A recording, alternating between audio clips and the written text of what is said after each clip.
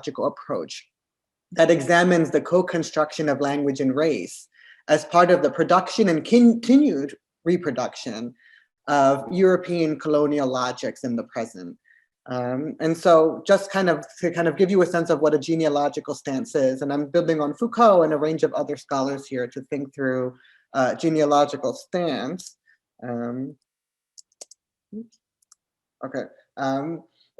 A genealogical stance seeks to understand the normative subject positions that lie at the core of the modern grid of intelligibility, right? Or the modern kind of discourses that are used to describe what it means to be a normative human being. And race is foundational in the modern grid of intelligibility. And it's a key mechanism in the construction of this normative subject position, race being a primary mechanism in determining who is fully human and who is less than fully human. And so the primary goal of the genealogical stance that I take in my work is to identify the traces of these racializing discourses within normative subject positions of contemporary debates. So one of the key aspects of a genealogical stance isn't just to study the past, but to study the history of the present, right? To study how it is that the ways that we describe the world, the way that we describe what it means to be normatively human today, have inherited a legacy of colonialism in the ways that people are described. And so I trace this specifically to the medicalization of the body that emerges in the 18th century or so. And here I'm building on Winter and Foucault, that produces populations that are seen as biologically superior and seen as biologically inferior. And that the state is then charged with managing and optimizing these superior and inferior populations. And so here is where you get biopolitics as the primary mechanism of governance. And so from this perspective, the modern state is a fundamentally racist apparatus because it's based on sorting populations into normal and abnormal, into those who must be defended and those who must be defended against, being a primary mechanism of governance of the modern state. And I think that that's true around the world in terms of all modern states. And I think that I think the next presenter will maybe share a little bit about one such modern state that's doing this type of work. And so in my work, I'm thinking about specifically the role of language in the construction of racial difference and consequently this construction of biopolitics and sorting of populations into those who are seen as biologically superior and those who are seen as biologically inferior. And so language was and continues to be instrumental in the construction of racial difference and biopolitics. So if we look at early settler colonialism across the Americas, not just in the United States, you see European colonizers oftentimes representing indigenous languages as animalistic, as products of savage minds, as incapable of expressing Christian doctrine. And these representations of language were key mechanisms to the dehumanization of indigenous populations that were then used to justify their forceful removal from the lands in which they were on. In the US context, one primary example of this is through the US Declaration of Independence, which on the one hand suggested that all men were created equal, but on the other hand described indigenous populations as merciless Indian savages. And this seeming hypocrisy makes sense when we look at the ways that indigenous languages were represented as somehow subhuman or less than fully human. And so from the perspective of the people creating the Declaration of Independence, indigenous people weren't fully human and weren't entitled to these equal rights. And language was a key mechanism as part of that dehumanization. And that relationship between race and language across time is what I'm particularly interested in thinking about in my work. And so in particular, there are material consequences to the discursive construction of race. So race is socially constructed, right? It's a discursive construction that has material consequences for those who are positioned as normatively human versus those who are positioned as less than normatively human. And so it was used and continues to be used to justify the material distribution of resources and the inequities in terms of who gets access to these resources. And so we really can't understand the rise of global capitalism without understanding the ways that it was built on the exploitation and genocide of racialized communities. And so when people say, am I talking about social class or am I talking about race? I say yes, because we cannot understand capitalism without understanding both social class and race and the ways that both have been used to sort populations into those that are seen as more normatively human and less normatively human. But there are these material consequences that come through this discursive, this construction of race. And so there's a shift that happens in the post-colonial world away from biological views of race towards cultural views. And so there's a geopolitical reconfiguration of the entire world, right? It's a geopolitical shift away from official European colonial rule to newly independent countries. And so there was a shift away from biological to cultural explanations of what caused material inequities between these different groups. And what happened was that post-colonial nations were framed as primitive. And that's why they weren't progressing in the modern world. And they were in need of modernization, right? They were in need of further intervention from prior European colonizers who would then uplift them and turn them into nations that fit this model of a normative human. So in my work, I look specifically at how this plays out in the United States. So for me, there's a global reconfiguration of the world that's happening. The US is one piece of that global world.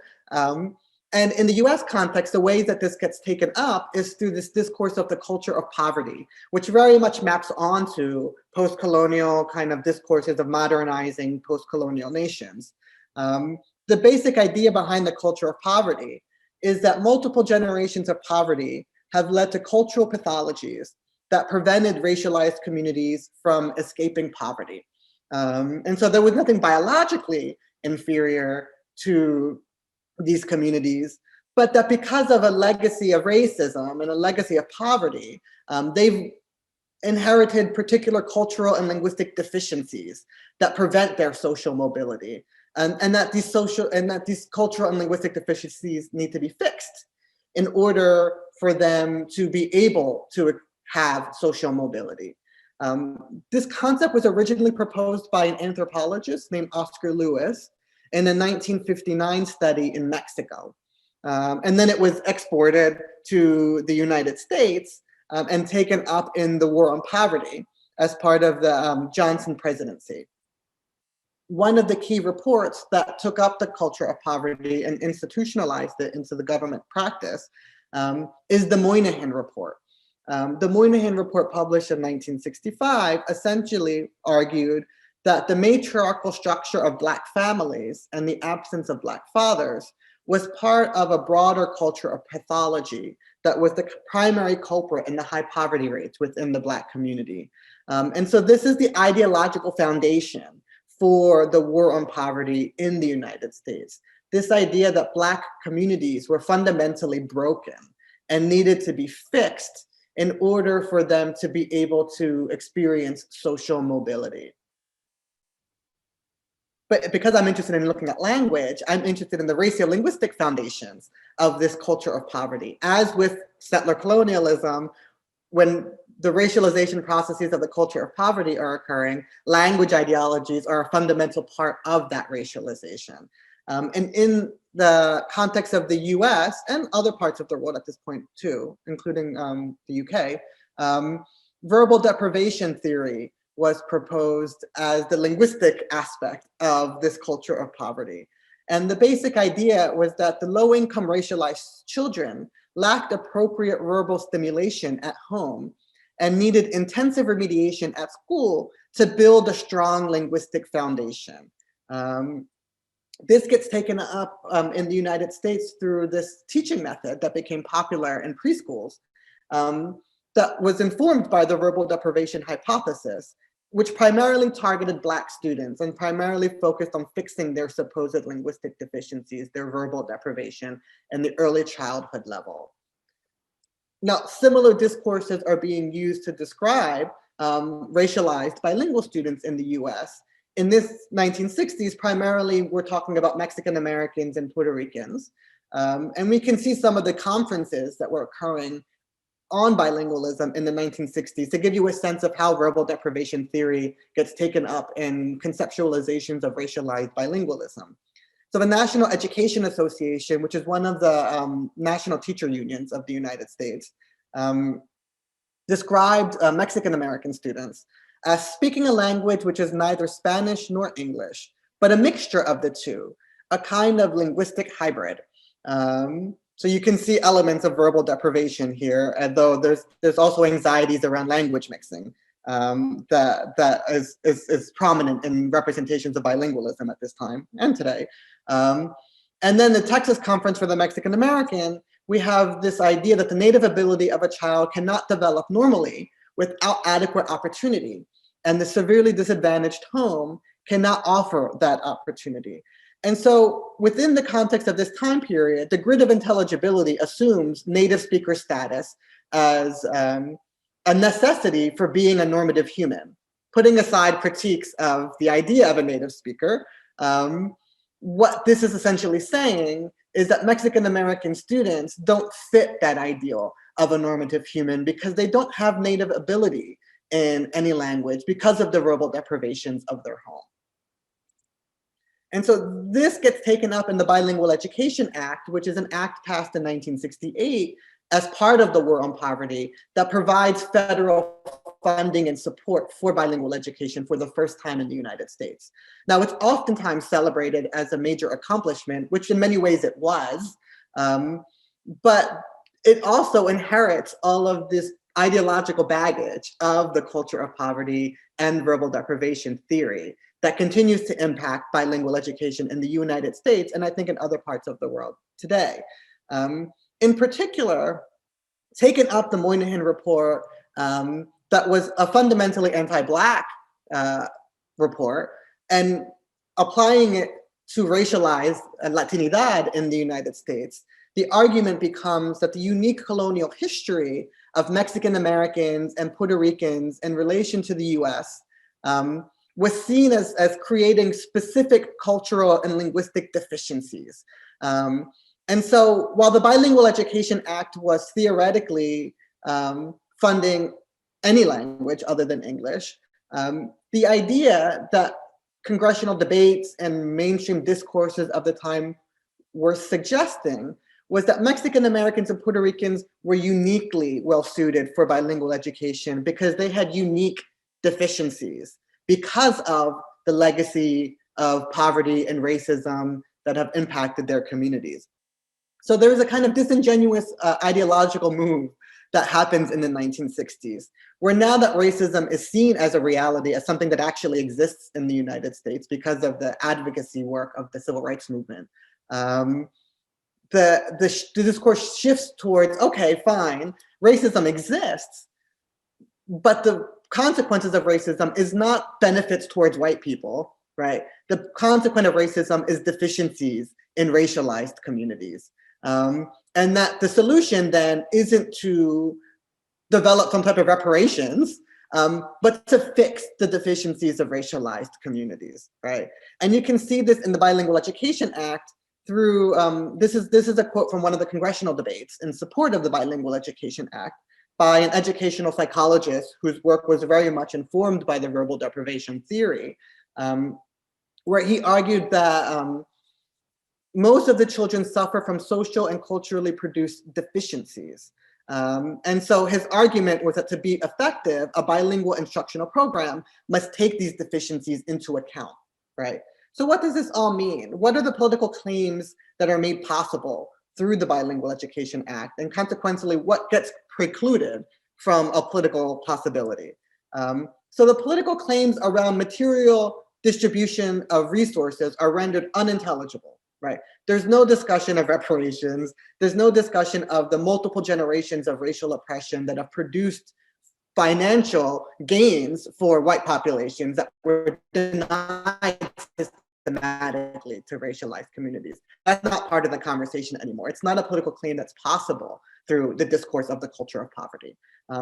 Instead, the only political claim that's possible is to point to supposed cultural and linguistic deficiencies as the root cause of racial inequities, right? So racial inequities aren't caused by sorting people into those who are deemed normatively human and those who are deemed less than normatively human, and then the distribution of resources that go to those who are normatively human versus those who are not. That's not the political claim. The political claim is these communities over here, they're not normatively human. They're broken, and the state needs to intervene to fix them. And so bilingual education becomes a form of remediation that's seen as especially important for Mexican Americans and Puerto Ricans because of their unique histories of colonialism. And so this then kind of situates the discursive construction of this idea of semilingualism, which becomes very prominent in bilingual education debates in the 1970s. It was first proposed as a term in Scandinavia and gets taken up in the United States by the work of a Canadian scholar, Jim Cummings, who defines semilingualism as describing individuals who know two languages poorly. And so this discourse shifts across time for the purposes of time. I'm not going to go into the genealogy of where that leads to, other than to a conversation that I had with a teacher in 2020, where she was describing some of her students who were officially classified as English learners, but who spoke English in ways that she perceived to be as better than the ways that they spoke Spanish, right? And so she describes them as sometimes they get put into these programs and maybe they're just low in general, or maybe they're low in their dominant language, which might be English, but it looks like their dominant language is Spanish. And so this discourse is very similar to semilingualism. It's very similar to verbal deprivation. And that's what a racial-linguistic genealogy helps us to do, right? It helps us to see the traces of previous things, previous discourses that to us may seem, based on our polite sensibilities now, to be a little offensive, in the same, it's happening today too, right? It's happening today too. And the representations of racialized bilingualism in the US, and I would argue in other parts of the world as well, continues to inherit this colonial legacy in the present. And so what might a racial linguistic genealogy say about all of this? I mean, I think I already was alluding to it, but just to kind of end, I think it would frame colonialism of Mexican Americans and Puerto Rican communities as ideologically producing the deficit perspectives many proponents accepted as objective truth. So in the 60s, everyone was just accepting that there were these cultural and linguistic deficiencies, rather than understanding that colonialism actually ideologically needs to produce these deficiencies in order to dehumanize populations. It's an ideological production, and deficit perspectives are always an ideological production. And so what it would also do is connect the racialization of Latinidad in the US, which has a very specific history, to broader anti-Black, settler colonial, and imperial logics that provide their foundation on a more global level. And so we can't understand the racialization of Latinidad in the United States without understanding the global forces of anti-Blackness that produced chattel slavery, that produced colonialism. We can't understand it without understanding settler colonialism and its impact, and also imperialism. And so I think what this also allows us to do then is to position calls for bilingual education in the United States within broader efforts to dismantle these broader global logics and the material disparities that they have created. And I think what racial linguistic genealogy helps us to do is to imagine new forms of solidarity across the globe for people who have different histories, but in some ways also the same history of European colonialism that has shaped their experiences. And so that's where I'm trying to go in some of my work, and I'm gonna end there because I'm out of time, and I look forward to the next presentation and then the conversation that comes after that. Many thanks, Nelson, for a fascinating talk. I'm sure many of you have questions to follow up on. If you post that into the chat, we're going to pull out all those questions so we can have hopefully a very rich discussion at the end of this session. But before we get into that discussion, it's time for our second speaker. Dr. Giovanna Fassetta has a background in language teaching, having taught children, young people and adult migrants in Italy, Eritrea and the UK. Since starting work in higher education, she's researched issues of migration and education, intercultural communication and the role of arts and culture in peace building. In recent years, she's been involved in a series of collaborative projects with academic partners in Palestine, looking at online language teaching and learning in situations of protracted crisis. These projects resulted in the collaborative design and development of an online Arabic language course for beginners, which aimed to provide opportunities for remote work for language teachers in the Gaza Strip. And in addition, the course gave the Palestinian course developers and teachers involved the opportunity to present their view of the Gaza Strip and to challenge dominant representations of their identity. In her talk today, Dr. Fassetta will illustrate and reflect critically on the main lessons learned from these projects. We are particularly grateful to Dr. Fassetta for being here today and for sharing this work in light of the current crisis in Gaza. Our thoughts are with her Palestinian colleagues, and we really look forward to seeing the happy and welcoming Gaza that those colleagues wanted to share with us as part of this talk on the role of narratives in the design of an online language course, reflections on capabilities, identity and representation. Many thanks, Giovanna. Thank you very much. So thank you everyone for being here. I hope you can see my slides there. And so my presentation, as Julia said, is about the role of stories in the design of an online language course and reflection on capabilities, identities and representations. And I prepared this presentation when I was first invited, and then COVID intervened.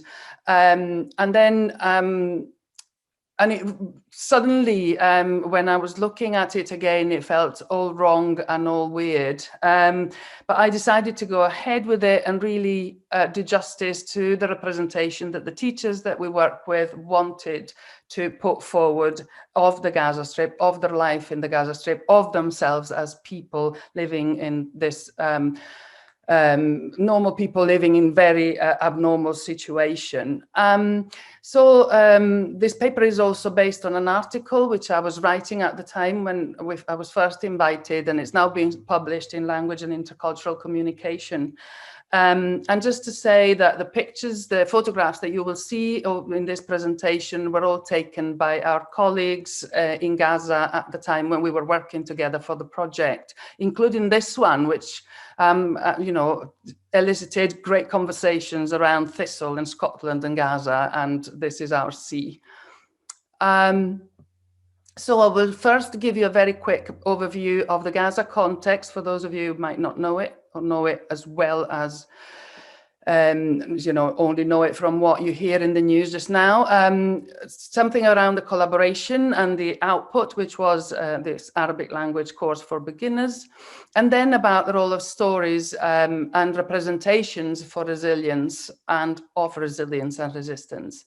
And I'll finish with some considerations, and I did change at the last minute the last slide because I really felt that having a summary and of points and sort of it wasn't doing it justice, and I have so many questions and no answer. So I will just finish with questions and conundrums.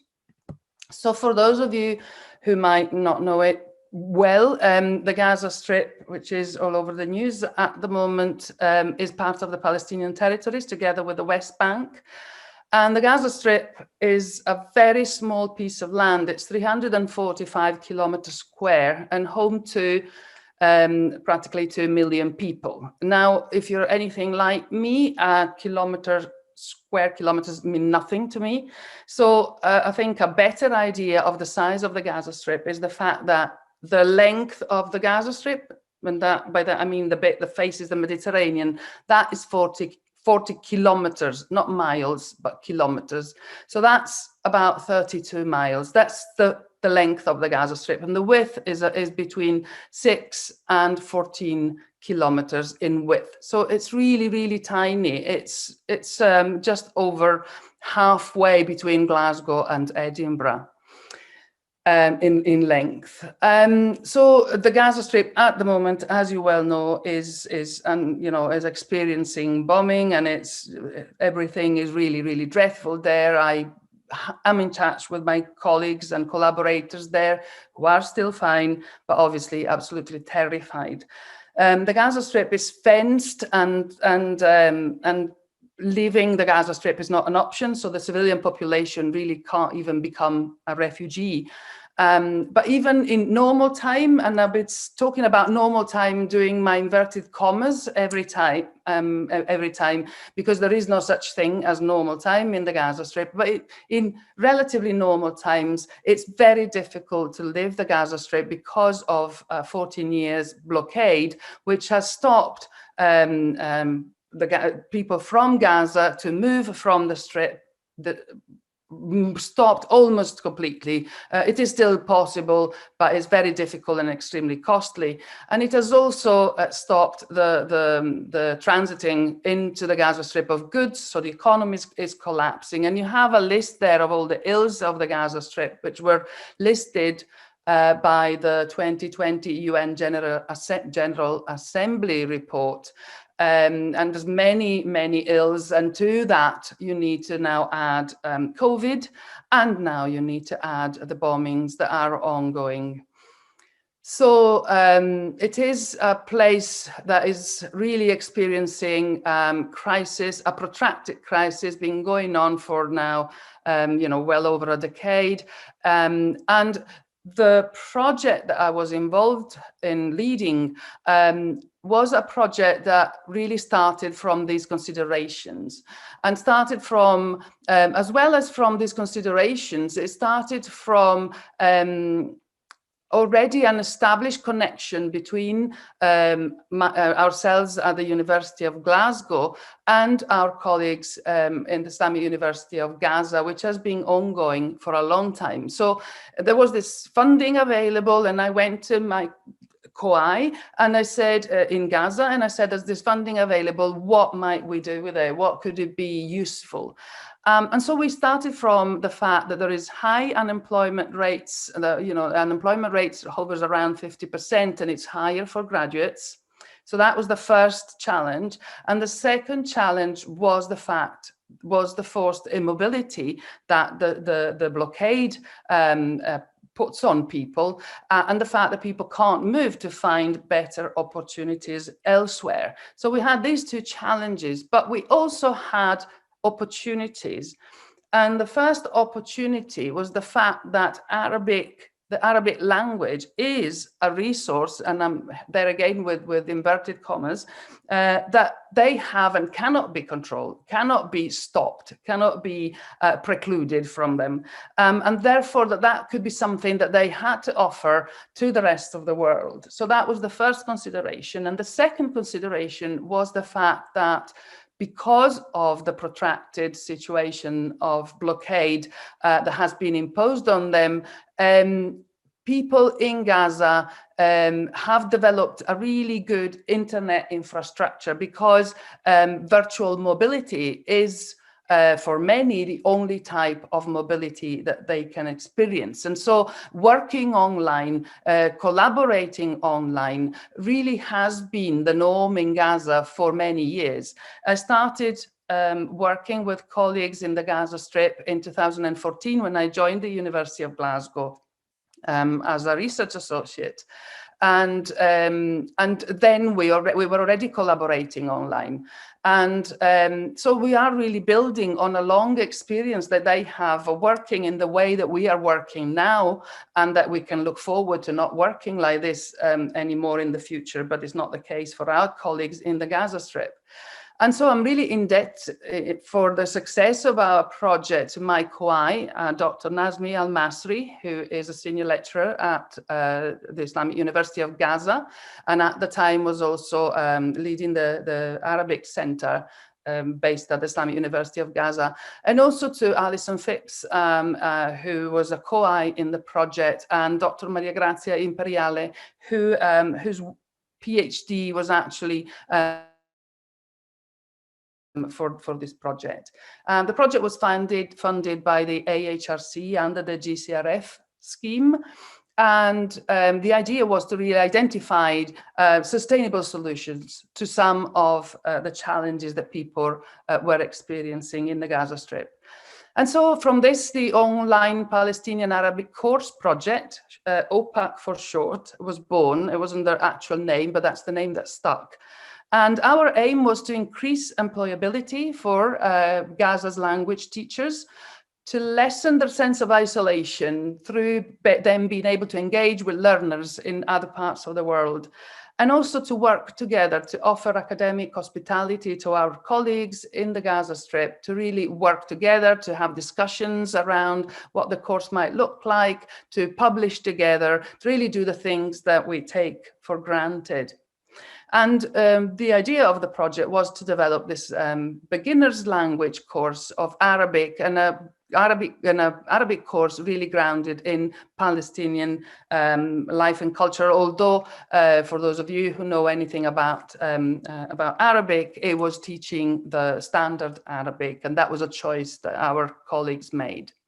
And so this was the project, and what you see there in the picture was the first brainstorming when we got together and really thought about what could go in the course, what would this course look like. Of course, when you do a course, in particular a beginner's course, you're faced with millions of things that could go in it.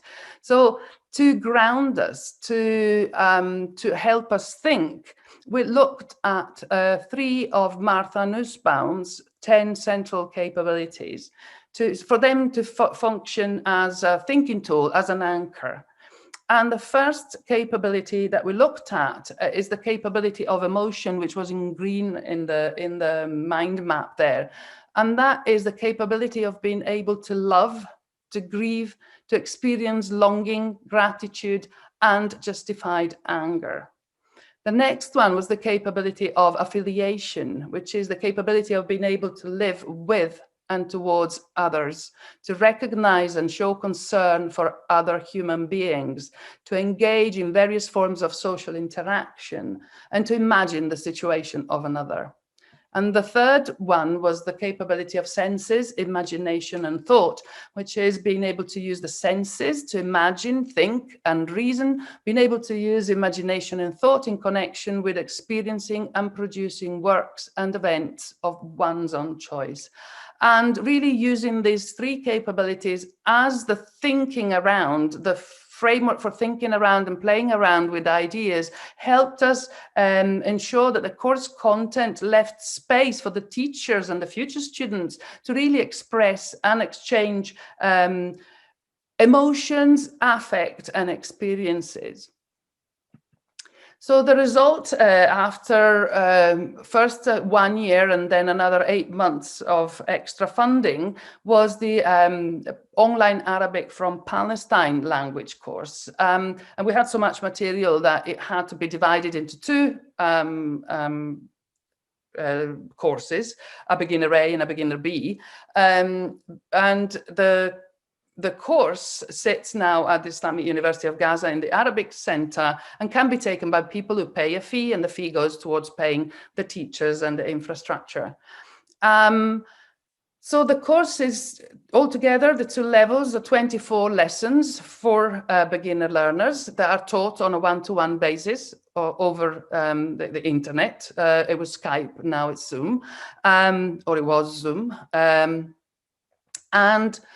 The course is carried along by videos, and it's 24 very short videos, which, and this is nothing new, there's plenty of courses that do this, but they ground the context for the lesson, they model the language and the content for the lesson, and also they tell a story. And this is where our colleagues in Gaza really took over and really made this their way to tell their story, to show who they are and who they want to be. And we started off in Glasgow, the storyline, but then our colleagues in Gaza, who were led by Nazmi, but they were course developers and also teachers, and they took over and they wrote the script and they wrote the dialogues for the videos. And it was really interesting to see how through this story, through the arc of these stories, they were able to put forward their own representation of Gaza. Just to give you an idea of the narrative arc of the 24 videos, it's about a brother and sister who were born in Italy of Palestinian parents. There was an Italian connection there. And they decide to go to the Gaza Strip, to visit the Gaza Strip, to learn more about their parents' background and culture, and also to improve their Arabic.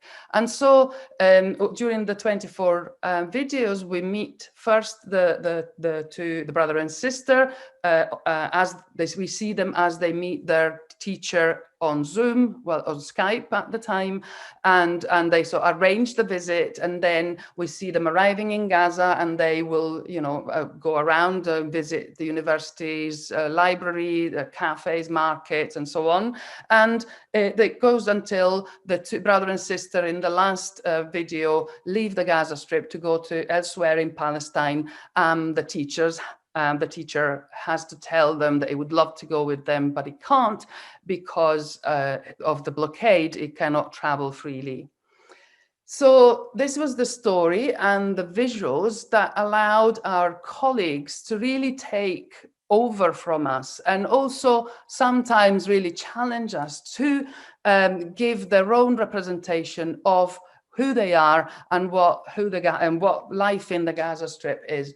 And it was really interesting and important for us to see how the representation that they wanted to put forward really was one of normal people living normal lives in a normal country, doing the things that everyone else does and enjoying life as everyone else does. And this sounds all completely wrong right now to say, but it was really important for them that they would not be seen as the victims, that they would not be seen as the aggressors, that they would just be seen as who they are, which is human beings living their lives.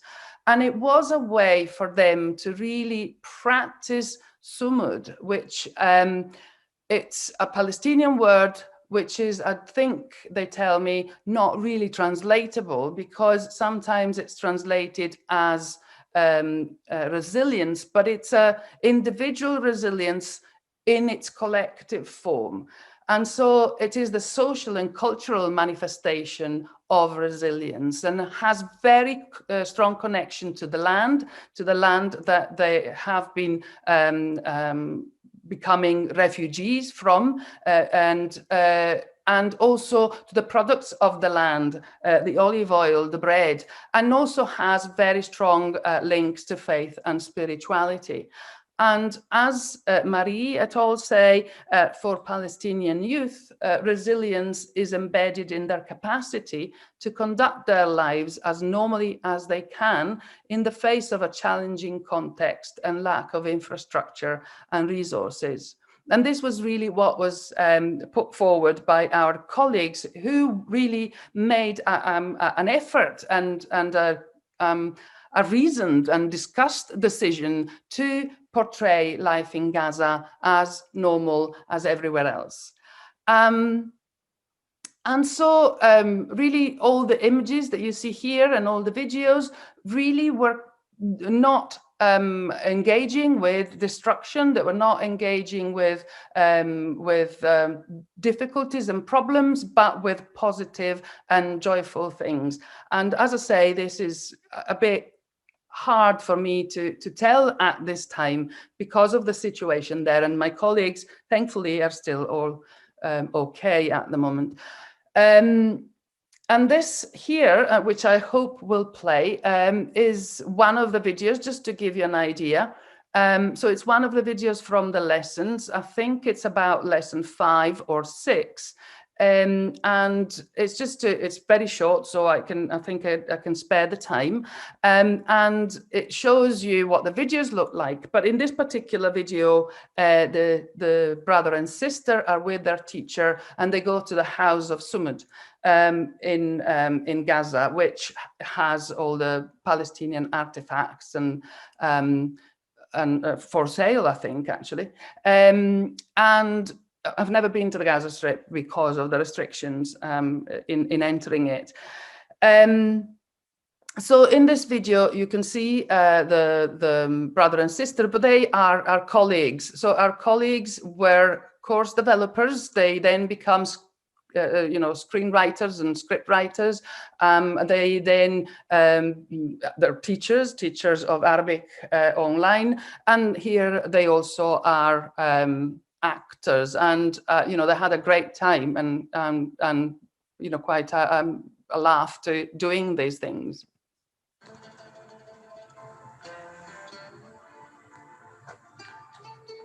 هذا مبنى البيت الصامد. هيا ندخل.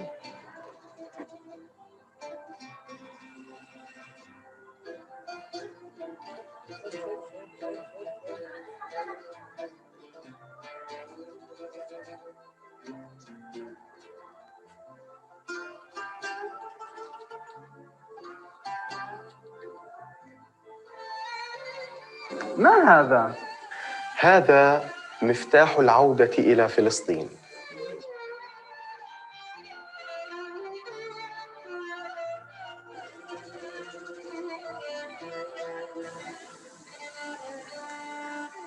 وما هذه؟ هذه شالة فلسطينية. جميلة جدا. وهذا؟ هذا ثوب فلسطيني. جميل. أريد واحدا من فضلك. هيا نشتري واحدا من السوق.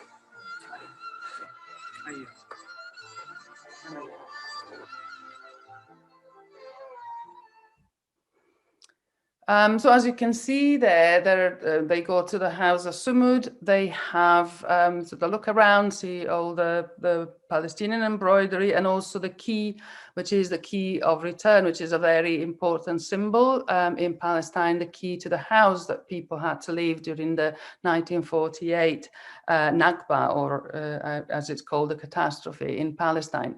And so this gives them an opportunity to explore during the language course the capabilities that I discussed earlier, and the capability of emotions, affiliation, and imagination, senses, and thought through these short videos and these openings in which personal experiences and affect and emotions can come into the language course.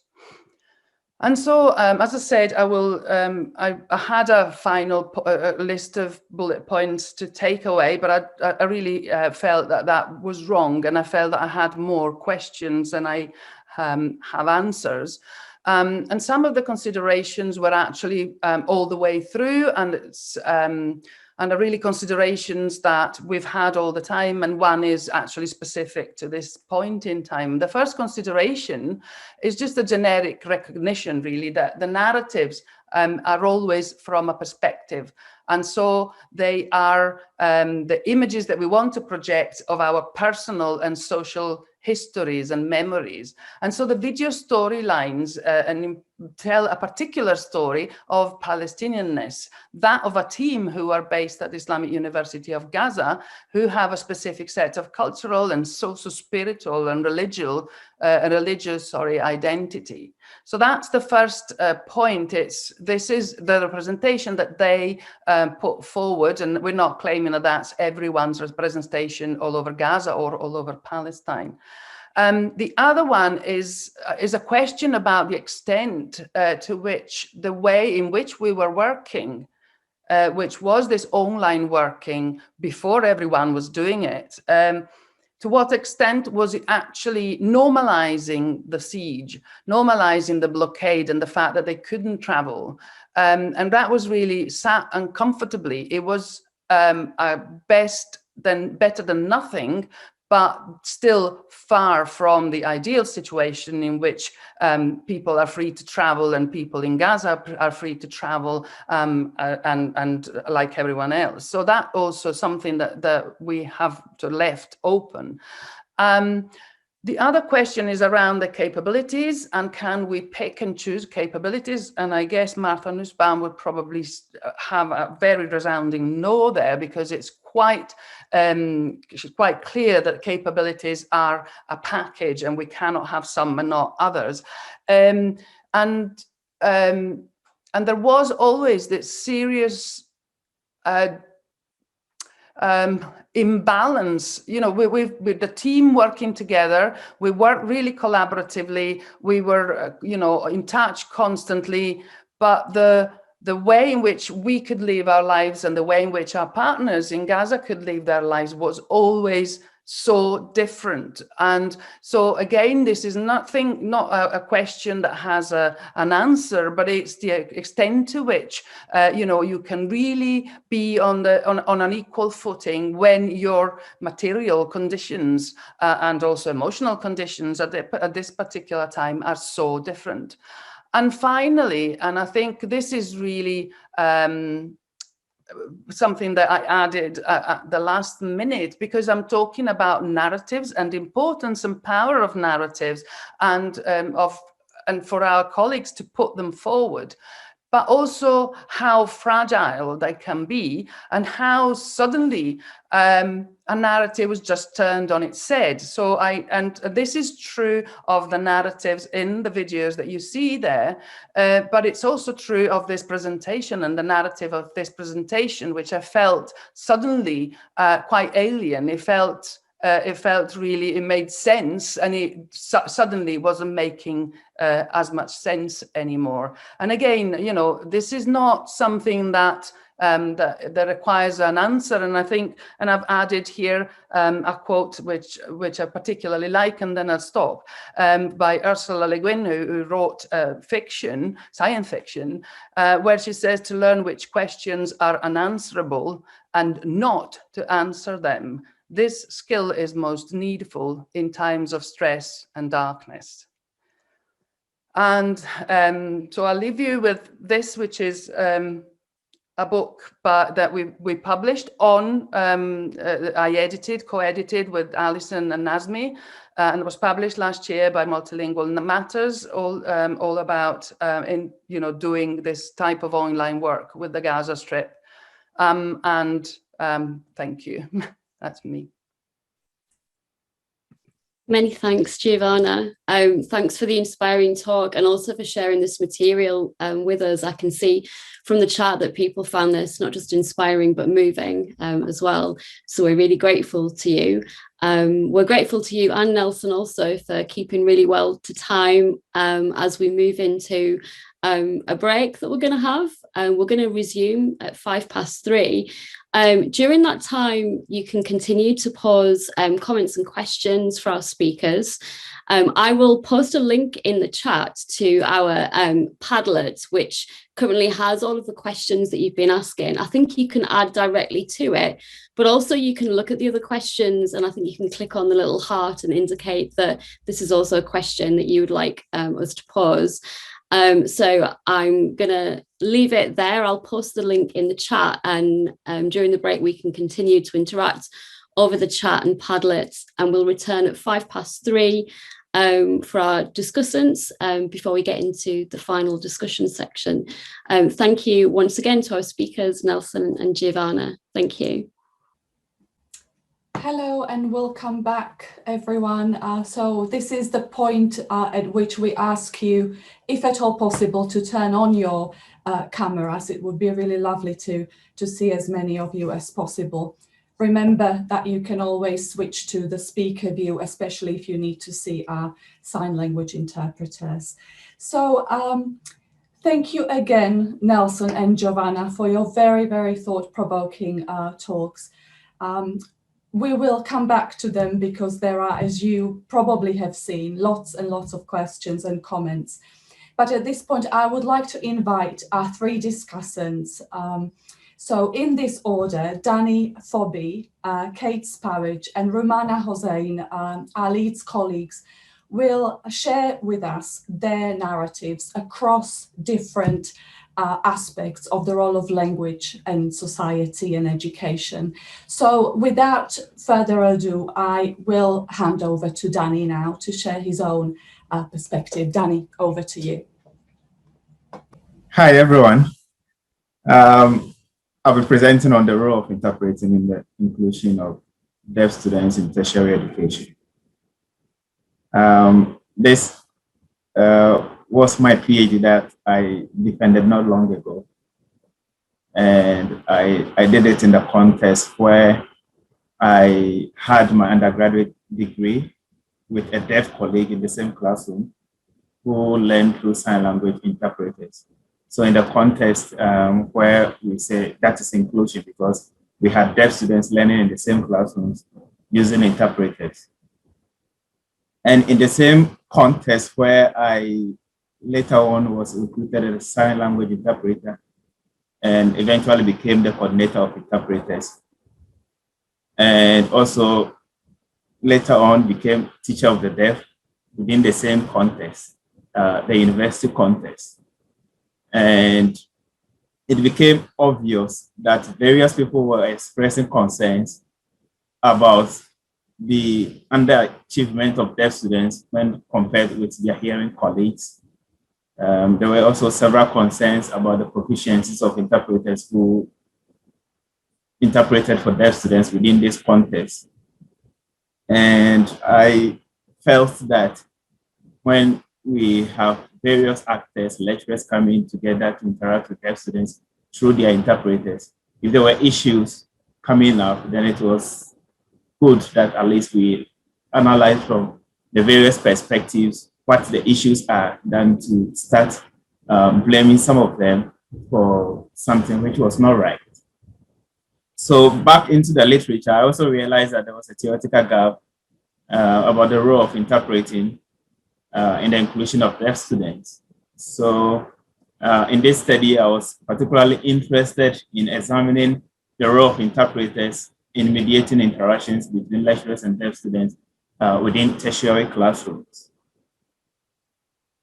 Specifically, I was interested in the expectations of deaf students regarding interpreting within the context and also their readiness for learning through these services.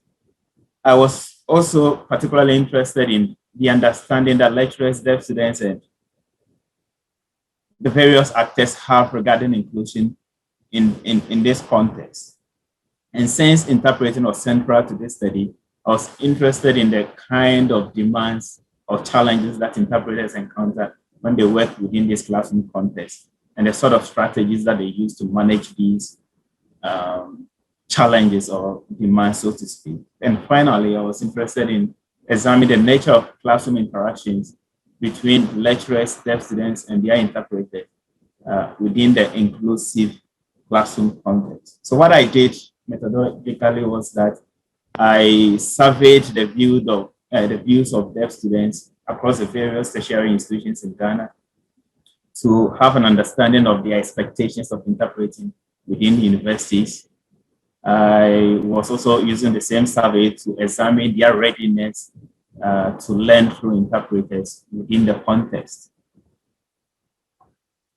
Also, I had interviews with lecturers, sign language interpreters, deaf students, and then heads of departments who have deaf students learning through interpreters in their department to have an understanding of their views or their understanding of inclusion within the context of tertiary education.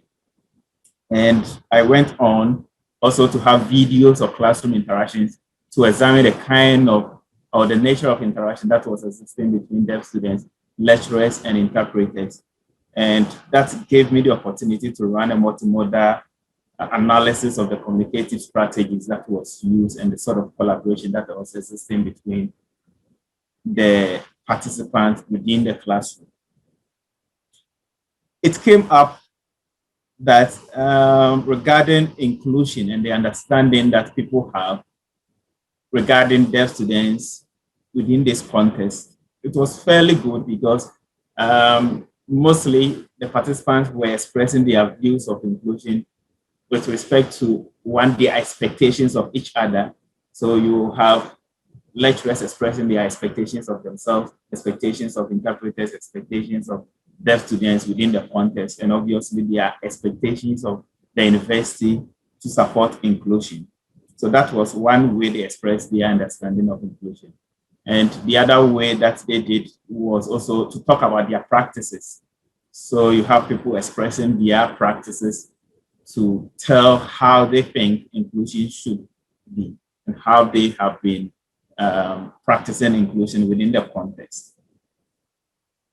Then the second aspect of this was centered on the interpreters, who I analyzed their demands or challenges that they have within the classroom context when they mediate interaction between lecturers and deaf students. And it came up that interpreters had about 4 different categories of demands that they encountered, spanning from their personal demands. So in terms of their readiness, their proficiency, in terms of their knowledge-based content knowledge and so on, those were the things that affected the way they mediated interactions in the classroom. Then their interpersonal relationship with others, the lecturers, the students in the class, the deaf students themselves, and also the environment that they find themselves within the classroom. They all pose various forms of demands to them when they facilitate the communication or interaction between lecturers and deaf students. It also came up that when sign language interpreters encounter these kind of challenges in mediating the interaction between lecturers and deaf students, they had various strategies, or what we would term as control options, to manage the situation. So they have various forms, those that they put in place even before the assignment, and those that they put in place whilst executing the assignment, and then post-assignment control options. So when all these fit together, these were sort of expressions coming from the participants about their views, their expectations and practices. So I was also interested in how these things were enacted within the classroom context. Aside the fact that you have told me this is how you understand, expect inclusion to be practiced, how were you doing it in the classroom? And that brought in the videos that we had within the classroom regarding the way the participants interacted within the context. And it was on this note, sorry, Danny, we agreed, so don't worry, I'm not being rude, but we said that we only had 5 minutes. So Danny, thank you, and I hope that you will have an opportunity to tell us a bit more about the kind of process of enactment through language, enactment of inclusion. Thank you for that, Danny. And now, Kate, if we can hear from you and about your narrative. Absolutely. If I can just share my screen. There we go. Okay, great. Okay, yeah, thank you very much, first of all, to Maggie and Julia for inviting me, and also to Nelson and Giovanna for some really thought-provoking, wide-ranging talks, and to Danny as well. It's great to be here. I'm going to briefly talk about English medium instruction in Rwanda, the key narrative that makes sense of it, and the questions I think that we should be asking. So first, to a very brief history, 99% of Rwandans speak Kinyarwanda, but historically, the education system was French medium. However, since 2008, all state schools have used English as their medium of instruction. Currently, this is actually from the first year of primary school. We're offered a very compelling narrative to make sense of this shift. The state argues that English will foster economic development at both the national and the personal level. The key here is that English is increasingly used and demanded by transnational capitalist organizations, hence the discourse that it is the language of business. Now, the government conceives of the Rwandan education system as a mechanism for equipping the labour force with the skills that global corporations demand. In this way, supposedly, spreading English will attract foreign direct investment and set Rwanda on the path to becoming the telecommunications hub of East Africa. It's an inspiring story, particularly if we conceive of national development as benefiting everyday people. The question is, does it work for everybody? There are two complications that I want to raise today. First, the evidence suggests a profound lack of opportunities that actually require English in Rwanda. Data on the composition of the workforce are really, really hard to find. But this set from 2013 is the most recent I've been able to find, the most recent I've come across. This suggests that of the working population, 71% of Rwandans are employed in agriculture. That includes subsistence agriculture. And while the government has talked about creating off-farm employment for the last decade or so, such jobs are being created in far fewer numbers than promised. Another 20% of Rwandans work in the informal sector. And these are both areas which, in my view, workers are more likely to benefit from literacy in their home language, in Kinyarwanda, than in English, particularly because in the informal sector, there's no need for a lingua franca because virtually everyone speaks Kinyarwanda. The private and public sectors are the most likely to require English, yet they compose 9% of jobs all told. So in this view, the education system is geared towards a skill that will be largely irrelevant to 91% of children, or as they'll become, workers. The second complication here is social class. To put simply, English skills are not available to everyone on an equal basis. School in Rwanda, as elsewhere, has a number of hidden costs associated with it, and these rise as the child progresses through the system. Some families simply cannot meet these costs, or can only do so for a limited number of years. And schools in wealthier areas also charge higher fees, which translate into higher salaries for teachers. And this allows them to hire staff who are more competent in English and therefore better able to deal with English medium instruction. The difference here is stark, and it's indicated by this comparison of two schools in areas of different wealth. Again, the latest data I've been able to get. Kiku-Kiru on the left is a poor, predominantly agricultural district where teachers are unlikely to have good competency. Nyaruguru on the right is wealthy, urban, and has teachers who are far better equipped to deal with an ENI system. Obviously, students from wealthier backgrounds can also access things like private tuition, which is off the table for poor families. So the problems posed by having English as the medium of instruction in schools are mitigated for those who have more access to wealth. And these children are therefore the best place to learn English and, by extension, to access the limited jobs that might actually require English. The reality then seems to be that the promise English holds out is only realizable to certain children. Specifically, and I mean this within the kind of broadly Marxist framework, it's largely withheld from children of the working class and peasantry. So English is held up as this tool or this skill that will allow people to prosper, yet it plays a direct role in reproducing class structure and the unequal distribution of work and resources. Obviously, there are exceptions to the rule, but this is kind of the 5-minute picture of how social structure and linguistic structure interact in Rwanda. So what are the implications for us as researchers? Well, first, clearly, we need to be thinking about how social class affects children's interactions with language and education policy. But I think there are a few more profound questions that stem from this about the nature of ENI policies and about their relationship to global capitalism. In Rwanda, ENI seems to be the outcome of neoliberal economic policy in the sense that the priorities of the education system have been set by the market, or rather by ideas about the market and what it is the market needs. Neoliberal adjustments are, of course, prescribed by development agencies, including the World Bank's recent flagship Human Capital project. And I think it's worth asking whether such policies actually serve small groups of English-speaking elites at the expense of a large population that will not benefit from knowing English, whether it's a few words or more. Another question is whether we should assume this system is broken. Do we think that, given the right knowledge, those who have the power to change this for a more egalitarian system would change it? I'm going to end here with a point that's made by both Marx and Gramsci, which is that people who are in power have a real tendency to protect and reproduce the systems that put them there. In that view, perhaps a system that obstructs the majority but allows a small minority to access English and access education, and also the few more comfortable jobs that are available in the private and public sector, is actually working just as fine, just as it's supposed to. And that, I think, is a difficult question that we need to deal with. And there are two references. Thank you, Kate. Really thought-provoking questions there. So let's leave them for the discussion, but thank you for starting us off with those. And Rumana, over to you now.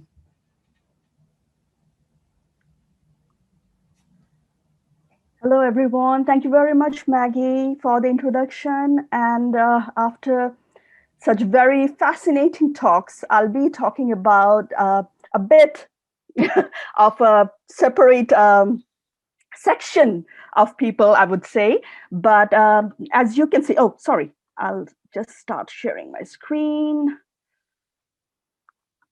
Sorry about this. Right. Okay, so the paper that you can just see, the article, this is part of my PhD project, and it is actually a chapter, the heading of a chapter which is supposed to be published by Bloomsbury Publishing in a while, and part of a PhD thesis, which I should be submitting by next week. So where I have attempted to learn about the experience of academics on return from study abroad. For this paper in particular, I attempted to capture the lived experience of 12 women academics who have won over the challenge of studying overseas for an MA or PhD degree, and they're back in their professional lives and successful completion of their studies.